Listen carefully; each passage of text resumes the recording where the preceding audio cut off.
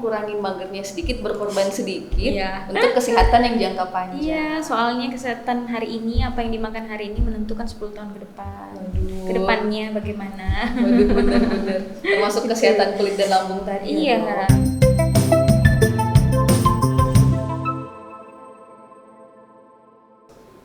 Assalamualaikum warahmatullahi wabarakatuh. Selamat datang di Cipras, cerita inspirasi Universitas Sulawesi Tenggara.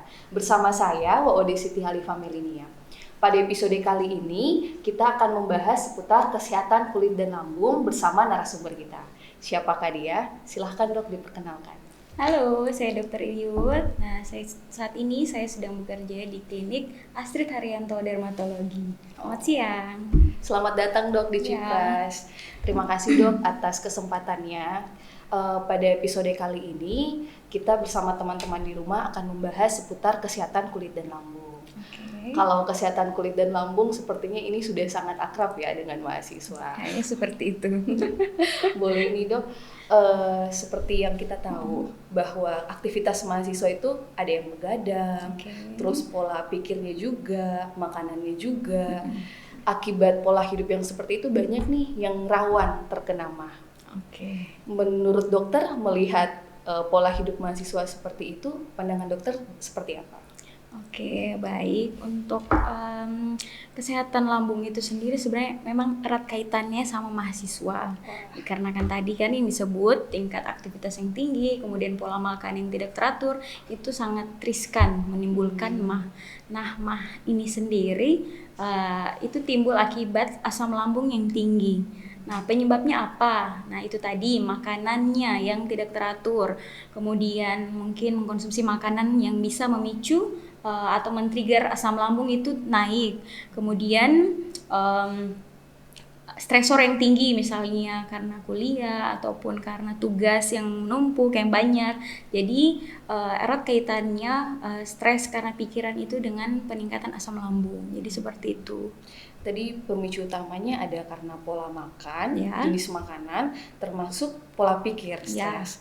Kalau terkait jenis makanan dong, kalau mahasiswa kan kita identik cepat saji, terus yang penting instan, cepat dan di mana saja. Yang penting kenyang, itu sih utamanya. Selama ada nasi, lauknya apa saja jadi. Yang paling identik sih ya itu dok, yang instan dan cepat saji. Menurut dokter itu seperti apa? Sebenarnya untuk yang instan, apapun yang instan, cepat saji itu untuk tubuh sebenarnya tidak baik. Nah, karena di situ kan banyak pengawet, kemudian juga pengabsorpsian atau penyerapan dalam tubuh itu kurang baik gitu.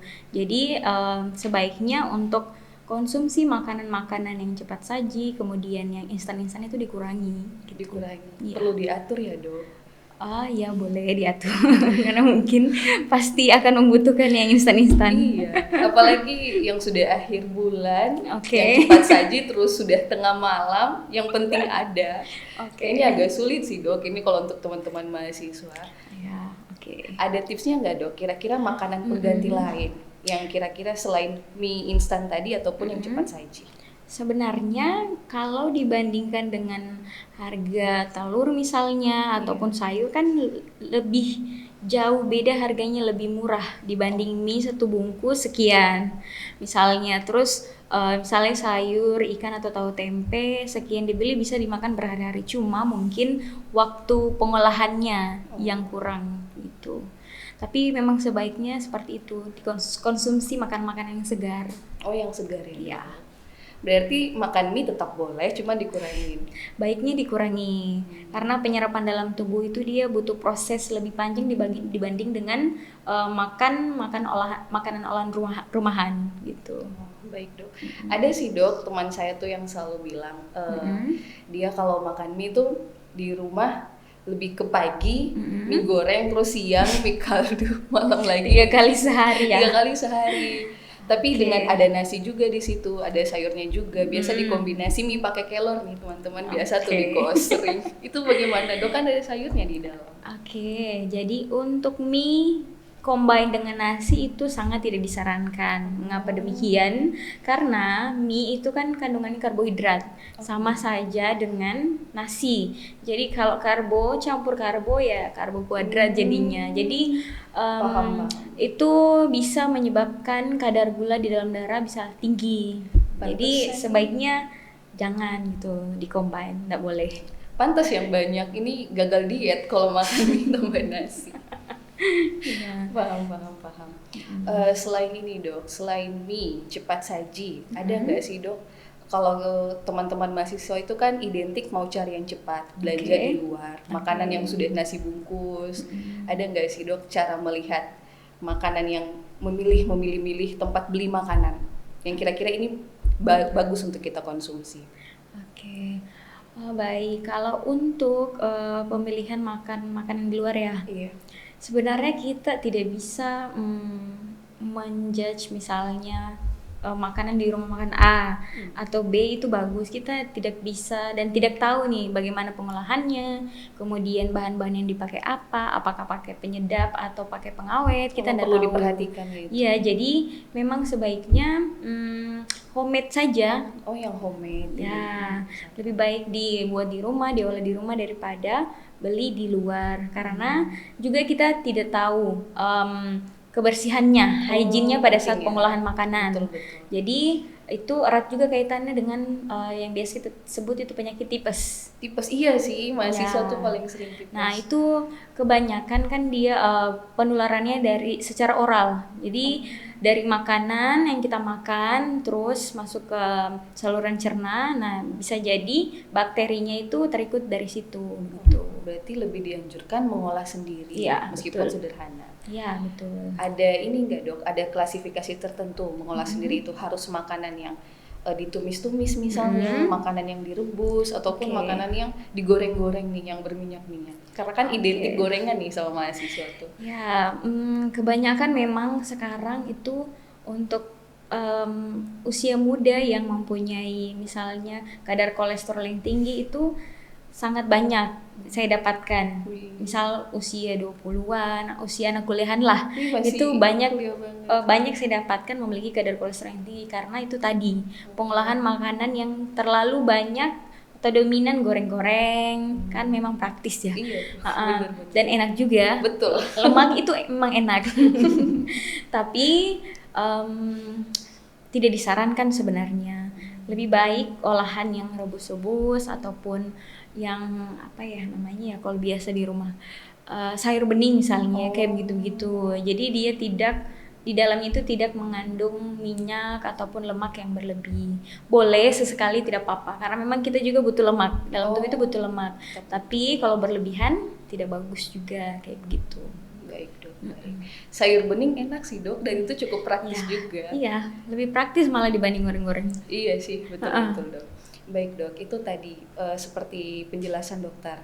Boleh nggak dok dijelasin kira-kira pencegahannya kalau sudah mahasiswa tersebut nih atau saya sudah kena mah yang bisa dibilang cukup akut, cara menjaganya atau cara merawatnya itu seperti apa? Baik, kalau untuk tips dan trik sih sebenarnya sudah dibahas tadi ya. Jadi memang itu yang harus kita jaga dan yang harus kita aware itu pola makan atau jam makan. Jadi misalnya pasien atau mahasiswa sudah punya riwayat MAH dan tiba-tiba kambuh, ya memang kayaknya kita harus menjaga makanan itu per 3 jam. Bagi yang lagi kambuh lagi kambuh. Jadi makannya itu harus per 3 jam, sedikit-sedikit tidak apa-apa, yang penting sering. Itu gunanya untuk mencegah asam lambung yang keluar terus-menerus. Jadi kita tekan dengan adanya makanan, kan lambung itu terus berkontraksi, bekerja. Jadi kalau misalnya makanannya tidak ada atau di lambung itu kosong, jadi bisa melukai jaringan-jaringan yang ada di dalam lambung itu sendiri. Ditambah lagi asam lambung yang tinggi, kan asam, jadi tambah sakit gitu yang dirasa. Jadi memang harus pola makan yang dijaga. Bagi yang sudah terkena MAH atau lagi kambuh, makannya per 3 jam, tidak apa-apa porsinya sedikit-sedikit tapi sering. Bagi yang belum dan jangan sampai ya terkena MAH, makannya dijaga per 3 kali sehari. Dan Untuk pasien atau mahasiswa yang sudah memiliki MA, baiknya menghindari makan makanan yang memicu asam lambung, misalnya terlalu pedis, terlalu asam, kemudian apalagi santan-santanan itu di hold dulu. Makanan enak semua sih, yang paling sebenarnya selalu dicari nih. Kalau makan sekali-sekali nggak apa-apa, yang penting bagi penderita MA harus makan terlebih dahulu, misal ada lapisan terlebih dahulu, makan nasi dulu kah atau apa, tidak boleh dalam keadaan kosong gitu. Paham dok, paham. Oke. Baik, ini dok, selain tadi pola makan dokter saya jelaskan, cuman saya yakin nih kondisi seperti ini hampir semua mahasiswa di Indonesia pasti alamin. Pertama tuh yang sering begadang, terus tadi yang goreng-gorengan, terus stres juga karena tugas menumpuk. Kira-kira pola hidup seperti itu selain mempengaruhi lambung kita, itu mempengaruhi juga nggak dok dengan kesehatan kulit wajah dan kulit badan? Sangat berpengaruh. Jadi pola tidur yang berantakan, amburadul istilahnya, terus tidak cukup juga sangat mempengaruhi kesehatan kulit. Biasanya itu paling sering efeknya bisa menimbulkan jerawat. Wah, kulit breakout ya. Ya, betul. Jadi itu sangat rentan, apalagi makan makanan yang banyak minyak atau berminyak begitu, itu sangat rentan menimbulkan jerawat. Yang manis-manis, keseringan makan yang manis-manis juga sangat rentan menimbulkan jerawat.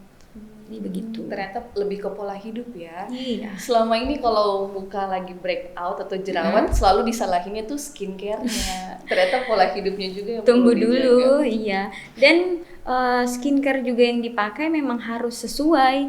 Jangan misalnya pakai ini terus langsung salahin skincare A misalnya. Jadi harus dilihat dulu ini kandungannya apa gitu. Penting ya. Ya, sangat penting. Antara kebutuhan dan skincare yang kita pakai. Ya, betul. Kira-kira saya jadi penasaran nih dok. Apa sih dok ciri kulit sehat dan apa yang dimaksud dengan kulit sehat itu? Oke, jadi kalau untuk kulit sehat itu yang mana sih sebenarnya? Jadi diantaranya itu kulit yang terjaga kelembapannya. Jadi terhidrasi dengan baik, dengan apa? Dengan minum air putih yang cukup. Kemudian tekstur kulit yang merata, serta warna kulit yang merata. Nah, yang perlu kita notice di sini, warna kulit yang merata yang saya maksud tidak mesti putih ya. Tidak mesti putih nih teman-teman. Walaupun misalnya kulitnya sawo matang ataupun apa lagi ya? Kuning langsat, kemudian atau kecoklatan tidak masalah selagi kulitnya merata, warnanya merata. Jadi seperti itu. Tetap kulit sehat ya namanya. Ya, kulit sehat tidak mesti harus putih. Tidak mesti. Paham gitu. Oke. Tadi kita sudah membahas kesehatan kulit juga. Tapi dok, saya perlu ini dok, pendapat dokter. Kira-kira untuk teman-teman mahasiswa yang paling rawan penyakit kulitnya tuh untuk teman-teman mahasiswa penyakit kulit seperti apa dok? Oke, biasanya penyakit kulit yang sering diderita mahasiswa itu salah satunya yang paling banyak jerawat atau biasa kita sebut dengan acne vulgaris. Kemudian ada namanya itu jamuran, serta kutu badan itu paling sering. Jamuran berarti kulit ya, badan top 3. Top 3, jerawat, jamur, dan kutu badan. Aduh, teman-teman siapa nih di rumah? Boleh dok di-spill. Kira-kira itu penyakitnya seperti apa, ciri-cirinya, terus bagaimana cara menanganinya? Oke. Kalau kaitannya dengan acne vulgaris atau jerawat pada wajah, nah biasanya itu seperti tadi yang kita bahas, kita udah singgung, karena penyebabnya itu karena pola makan. Misalnya kayak tadi terlalu banyak makan yang berminyak, gorengan-gorengan, ataupun terlalu banyak makan yang manis-manis, coklat-coklatan, kemudian susu, itu sangat berpengaruh dan bisa menimbulkan jerawat. Kemudian hygiene dari muka kita sendiri, misalnya habis keluar dari mana begitu, pulang rumah langsung tidur misalnya. Tidak dibersihkan dulu. Nah, itu salah satu penyebabnya karena acne atau jerawat ini sendiri kan penyebabnya karena bakteri. Jadi kalau misalnya kita dari luar terus tiba di rumah tidak dibersihkan, pasti bakterinya akan berkoloni bertambah banyak dan menimbulkan jerawat begitu. Jadi memang sangat penting diperhatikan selain hygiene, selain pola makan, juga satu lagi stresor juga mempengaruhi. Stres ya, aduh, sangat rawan sih sama mahasiswa ini. Iya, nah stresor ini bukan cuma pikiran ya, jadi dia bisa stres tingkat jaringan. Jadi kenapa bisa demikian? Karena misalnya kurang tidur, kan maksimal atau yang kita ketahui bersama itu tidur yang cukup itu 8 jam sehari. Jadi kalau misalnya kurang dari itu, misalnya kan masih itu sering begadang, tidur jam 2, bangun jam 5 misalnya, jadi itu kan kurang sekali. Jadi itu sangat mempengaruhi tes tingkat sel gitu. Kemudian skincare juga yang digunakan. Ini sebenarnya banyak pasien yang saya dapati menggunakan skincare istilahnya abal-abal, tidak berbepom dan kandungannya itu biasanya bermerkuri. Ya itu banyak sekali. Dan teman-teman pasti sudah ketahui bersama bahwa merkuri itu kalau kita pakai dalam skincare pasti efeknya tidak bagus, baik untuk kulit maupun bagi organ-organ kita gitu. Jadi penting ya dok, kalau kita melihat ini kondisi kandungan dari basic skincare untuk kulit kita. Iya, sangat penting. Betul. Ada nggak sih dok basic skincare tertentu atau tahap-tahap skincare, produk skincare yang wajib kita punya untuk menjaga kesehatan kulit badan dan kulit wajah, untuk menghindari ini nih yang 3 top 3 tadi, breakout jerawat, jamur dan kutu. Sebelumnya kayaknya saya bahas dulu yang jamur deh. Boleh. Nah, jamur ini bisa muncul karena kelembapan yang tinggi. Kita kan di Indonesia memang terkenal dengan negara yang memiliki kelembapan yang tinggi. Jadi memang itu rawan muncul rawan muncul atau menderita penyakit jamur, apalagi misalnya dibarengi dengan hygiene yang kurang bersih. Kemudian misalnya pakaian-pakaian yang dipakai berhari-hari misalnya tidak diganti, ataupun suka memakai pakaian misalnya saat olahraga kan berkeringat, nah itu tidak diganti, nah itu bisa menjadi penyebab munculnya jamur. Jadi cara mengatasinya harus sering-sering rutin membuat kondisi atau keadaan tubuh itu dalam keadaan kering, bukan kering yang kering kerontang ya, kering yang tidak lembab gitu. Yang tidak terlalu lembab. Iya. Agar tidak memudahkan si jamur tadi berkembang biak. Nah, kemudian soal kutu badan ya? Kutu badan. Nah, kutu badan ini biasanya sering menular gak sih? Sangat menular. Sama kayak jamur yang pakaian. Sangat menular. Waduh. Jadi kalau untuk kutu badan itu biasanya langganan anak-anak asrama. Iya, yang sekamar berdua itu bertiga. Jadi kalau untuk kutu badan sendiri sebenarnya itu sangat rentan untuk kita terinfeksi atau terjangkit. Karena untuk perpindahan atau cara penularannya itu dengan kontak. Jadi ada kontak dengan yang mengalami yang terinfeksi juga, yang mempunyai penyakit seperti itu. Jadi misalnya si A datang di kamar si B yang mempunyai riwayat atau lagi sakit ini kutu badan ini, terus tidur sama-sama misalnya dalam waktu yang cukup lama, jadi itu sangat rentan atau riskan terkena kutu badan juga. Nah, untuk pengobatannya tidak bisa kalau cuma yang diobati satu orang saja. Jadi harus diobati secara general. Misalnya satu asrama yang kena, ya satu asrama semua harus diobati.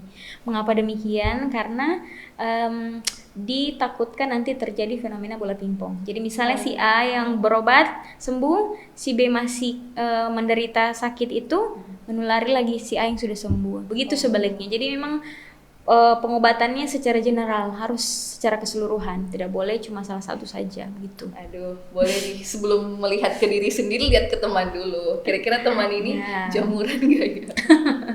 Ya. Kalau iya mungkin bisa diedukasi ya dok, seperti bisa. yang dokter bilang tadi. Tapi terkait kutu badan dengan jamur dok, kira-kira itu di kulit efeknya seperti apa? Kalau yang awam kan kami taunya tuh gatal, tapi mungkin masih bingung ini gatalnya karena jamur atau bukan, gatalnya karena kutu atau bukan, itu seperti apa dok? Jadi kalau untuk jamur dan kutu badan, jamur dulu ya. Kalau jamur itu, kalau kita bahas jamur itu banyak variannya. Jadi untuk ditanya masing-masing gejalanya itu berbeda-beda juga. Cuma yang paling yang paling sangat mencolok itu biasanya perubahan warna kulit. Bisa jadi putih atau bisa jadi kehitaman ataupun kemerahan. Bisa juga gatal, ada juga yang tidak gitu. Jadi memang alangkah lebih baiknya diperiksa ke dokter yang terdekat gitu. Nah, kalau untuk kutu badan sendiri sangat khas. Dia cuma satu saja. Jadi kalau untuk kutu badan itu keluhan yang dirasakan biasanya pasien datang gatal di sela-sela jari misalnya atau di salah satu daerah badan. Kemudian itu paling intens gatalnya pada saat malam hari karena kutunya itu aktif pada malam hari saja. Gitu. Sepertinya karena itu yang membuat kita susah nyaman tidur. Kalau tidur rame-rame di asrama, tiba-tiba gatal. Iya. Jadi itu salah satu gejalanya. Nah, untuk pencegahannya ataupun pengobatannya dari pasiennya ataupun dari misalnya yang belum kena dan jangan sampai itu harus rutin menjemur misalnya kasur ataupun mencuci dan menjemur selimut, handuk atau pakaian yang dicuci itu harus dalam keadaan kering betul. Jadi tidak boleh dalam keadaan lembab. Jadi gitu. Baik dok. Ada nggak dok produk khusus yang bisa kita gunakan untuk merawat kalau kita sudah terkena jamur, kutu badan tadi itu dok? Produk yang bisa kita gunakan? Kalau produk sih sebenarnya saya lebih sarankan ke dokter langsung. Langsung ke dokter. Jangan dicoba-coba beli di apotik misalnya karena lihat di TikTok atau apa. Nah, takutnya salah karena belum tentu yang misalnya kita pakai itu sudah sesuai dengan sakitnya. Jadi yang ada malah tambah blunder, tambah parah sakitnya gitu.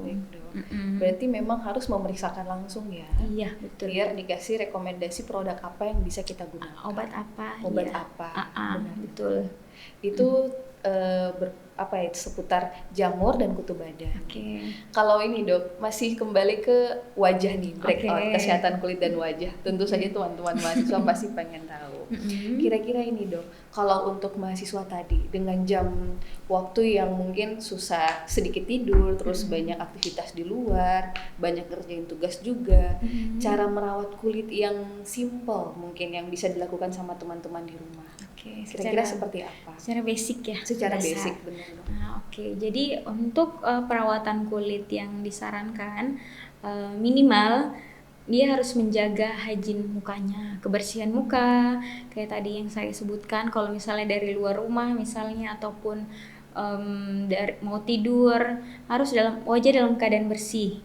Jadi tidak boleh misalnya masih ada makeup yang dipakai ataupun skincare sisa yang dipakai pada siang hari terbawa sampai besok pagi, itu rawan. Jadi memang harus dibersihkan, harus rutin dibersihkan. Nah, untuk basic skincare atau langkah-langkah skincare yang minimal yang bisa dilakukan itu cuci wajah. Memakai facial wash yang sesuai dengan jenis kulit dan masalah kulitnya. Kan banyak ya jenis-jenis facial, misalnya untuk wajah yang kering, yang normal, yang berminyak. Nah, itu jadi disesuaikan. Kemudian biasanya alangkah lebih baiknya untuk menstabilkan pH dari kulit itu kita memakai toner. Toner penting. Tadi facial wash, toner. Ya, harus memakai toner. Kemudian bisa pakai serum juga. Kemudian pelembab bagi kulit yang kering. Setelah itu pada siang hari wajib memakai sunscreen, itu tidak boleh di skip. Sunscreen ya, karena damage-nya matahari itu sangat-sangat luar biasa. Jadi dilindungi dengan sunscreen itu sendiri. Gitu. Tadi paling pertama tuh facial wash, toner, terus tadi sunscreen pelembab, serum, sama baru sunscreen. Ini bisa nih ditiru untuk teman-teman di rumah. Begini dok, tadi dokter sempat singgung terkait produk abal-abal yang kerap dibeli oleh mahasiswa yang dijumpai di TikTok ataupun di toko terdekat.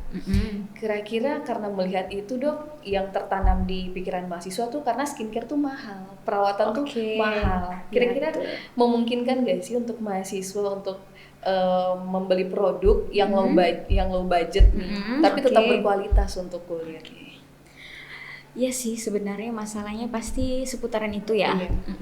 Jadi kalau untuk pemilihan produk skincare, yang utama sih sebenarnya berbepom. Berbepom. Ya, dan nggak tahu ya, kalau misalnya kita lihat skincare yang abal-abal sama skincare yang memang bagus, itu pasti ada perbedaannya. Kalau kandungannya misalnya disamakan dengan skincare yang mahal terus dengan harga murah, sudah pasti harus dipertanyakan. Ya, sama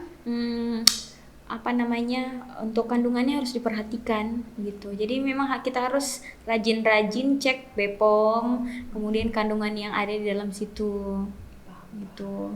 Itu sih. Ternyata mahasiswa kritisnya tidak hanya di kelas ya, tapi membeli produk juga harus kritis di kandungannya seperti apa, udah BPOM belum. Iya betul. Baik dok. Ya, tadi kita sudah bahas terkait penyakit kulit nih, top 3 yang sering dialami mahasiswa. Terus kita juga sudah bahas penyebabnya seperti apa, cara mencegahnya seperti apa. Kalau tips and triknya ya dok, kurang lebih sama sih, tapi ini lebih ke pesan dokter sih sebagai untuk teman-teman mahasiswa nih yang padat kuliahnya, yang sering stres karena tugas ataupun mungkin susah mengatur pola makan dok. Saya pun sebagai mahasiswa tahu sebenarnya tuh makanan sehat, tapi ya itu dok susah ngaturnya. Kira-kira seperti apa dok? Jadi untuk tips dan trik, final tips dan trik ya. Jadi memang untuk kegiatan pasti padat, tapi harus tetap disempatkan makan kalau misalnya sudah waktunya.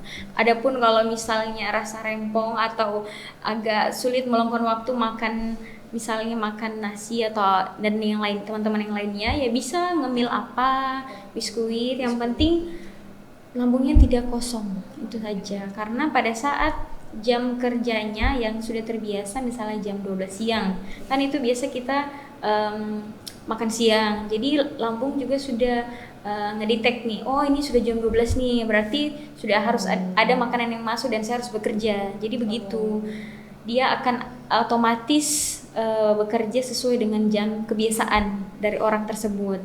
Nah kalau misalnya belum sempat, ya sudah minimal ada apa gitu yang dimakan, biskuit kah, roti kah gitu. Jangan sampai lambungnya kosong, itu saja. Kemudian untuk pilihan makanan, sebenarnya ini nih agak-agak susah, soalnya kemageran ini sangat-sangat mendominasi. Ya itu obatnya, pemagerannya itu dikurang-kurangi. Memang harus ya. Iya. Rebus telur atau apa gitu dengan nasi, telur goreng atau apa kan bisa itu dengan sayur. Itu sih sebenarnya. Minimal jangan makan cepat saji terus-terusan. Intinya kurangin magernya sedikit, berkorban sedikit untuk kesehatan yang jangka panjang. Iya, soalnya kesehatan hari ini, apa yang dimakan hari ini menentukan 10 tahun ke depan. Kedepannya bagaimana? Bener. Termasuk kesehatan kulit dan lambung tadi. Iya. Berarti bisa jadi nih dok, kalau misal pada kita ini hidup sementara mahasiswa, terus kehidupan dan pola hidup kita kurang sehat, efek-efeknya tuh di 5 tahun ke depan, 4 tahun ke depan, 10 tahun. Iya, betul sekali. Wah, berarti mahasiswa yang masih merasa sehat, merasa bugar, yang sering merasa belum lapar, sudah waktunya makan tapi belum lapar, hati-hati. Nah, jangan juga forsir. Iya, karena kan setiap pertambahan umur pasti sel kita itu, organ kita akan ada perubahan. Jadi dengan bertambahnya umur pasti akan berubah bukan berubah fungsi sih, berubah cara kerjanya. Tidak akan bugar atau tidak akan semaksimal pada saat umur 20-an. Kan beda, 20, 30 pasti berbeda gitu. Jadi memang harus dijaga mulai dari sekarang. Sering sih dok, saya dengar tuh kalau mau investasi diri itu ya di kesehatan. Betul sekali. Dijaganya dari usia muda. Betul sekali. Agar usia tuanya lebih sehat dan tetap bugar. Betul. Banyak ya dok pembahasan kita hari ini. Mulai dari penyakit kulit, terus lambung, kesehatan mahasiswa dan pola hidup mahasiswa. Semoga bermanfaat ya dok bagi teman-teman di rumah. Amin. Wah, sudah banyak ya dok pembahasan kita pada hari ini. Semoga sharing session kita kali ini bisa bermanfaat nih bagi teman-teman di rumah. Amin. Karena kita banyak bahas nih terkait pola hidup teman-teman mahasiswa seperti apa, dan semoga cara mencegahnya itu dipahami teman-teman di rumah. Semoga. Terima kasih ya dok sudah hadir pada sharing session episode kali ini di Cipras. Semoga berguna ya. Baik. Sebelum tutup dok, sebentar boleh dong sama-sama kita mengucapkan slogan Cipras. Cipras Unsultra. Boleh ya dok? Boleh. Untuk teman-teman di rumah juga. Iya. Oke, demikian itulah tadi sharing session kita kali ini. Sekian dari saya, sampai berjumpa kembali di Cipras, cerita inspirasi Universitas Sulawesi Tenggara. Dadah.